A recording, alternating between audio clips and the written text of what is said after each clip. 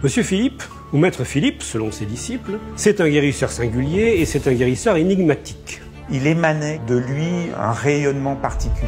Beaucoup de bonté, beaucoup de générosité, aussi bien psychologique que matérielle. C'était quelqu'un qui pouvait aussi bien parler avec un tsar qu'avec le plus simple des ouvriers. Ses méthodes échappent à toute classification.